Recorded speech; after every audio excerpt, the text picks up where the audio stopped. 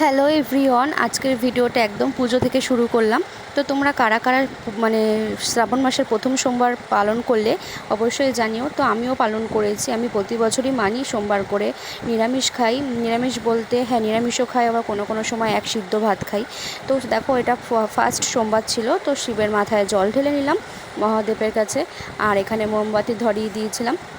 তো ভালো করে মানে পুজোটা করার পরে এখানে স্নান মানে সিঁদুর পরে নিচ্ছি চুল আঁচড়িয়ে। তো তারপরে দেখো চলে গেছি ডিরেক্ট রান্নাঘরে।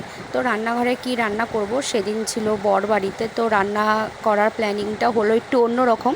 তো এখানে দেখো পাঁচমিশালি সবজি বানিয়ে নিয়েছি। আর এখানে কি হবে বলো তো, বেগুনি হবে, তাই জন্য বেগুনটাকে এরম করে কেটে নিয়েছি। আর এখানে পাঁচফোড়ন এখন সোমবারে দিয়ে তারপরে করব হচ্ছে তরকারিটা।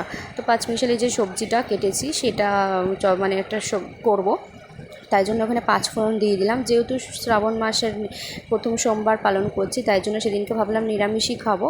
তো একার জন্য আমি এক সিদ্ধ ভাত খাই, যেহেতু সেদিন বর বাড়িতে ছিল, তাই জন্য একটু প্ল্যানিংটা অন্যই হলো। এই যে দেখো, এখানে চাল ডাল একসাথে নিয়ে নিয়েছি।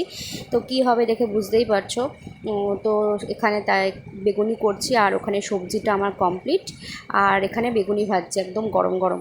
তো দেখো ফাইনালি আমার এখানে খিচুড়ি, বেগুনি আর এখানে পাঁচমিশালি সবজি এই রেডি।